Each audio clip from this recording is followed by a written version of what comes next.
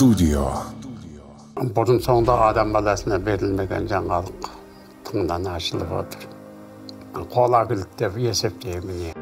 Bir ғана сөздің 5 түрлі дыбысталатынына маған ғажап болып көрінді. Соны шешуін ешкім шеше алмапты.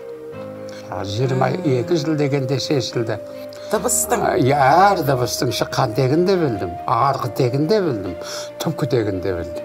Son dünyasını 4 dağıtsız dыбыс, 3 dağıtsız dыбыс var ekenini bildim. Dünya biliyor mu bunu? Bunu bilmeydi қазір, ешкім bilmeydi. Tek bizim Kazgö'den başka birinciden matematik oldu gerek, ikinciden teolog oldu gerek, üçüncüden көне түркі жағдай ескеріштерінің бәрін білу керек. Dördüncüden lingvist oldu gerek. Beşinciden logika ғылымын жақсы меңгеру керек. Сол жақта археология, тарих барлығы да бұған қатысады. Жер бетінде мысалға 15 миллиард адам болса, 15 миллиарды да бір-ақ тілде сөйлеген.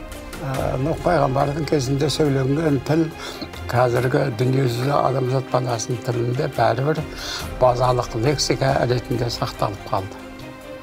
Міне осыны тексеретін ғылым силабология деп аталады. Силабология дүниеге келу үшін бұған бүкіл дүниежүзі ғалымдары атсалысу керек. Күміс кілтіміз қайда? Күміс кілті ол бүкіл дүниежүзінің ғалымдары осын түгелдей меңгеру керек. Ал енді осы алғы топ бір тілден шықты деуге ешкімнің батылы бармайды. Мен осының екі бірдей әдісін түгелдей ашып отырмын ғой.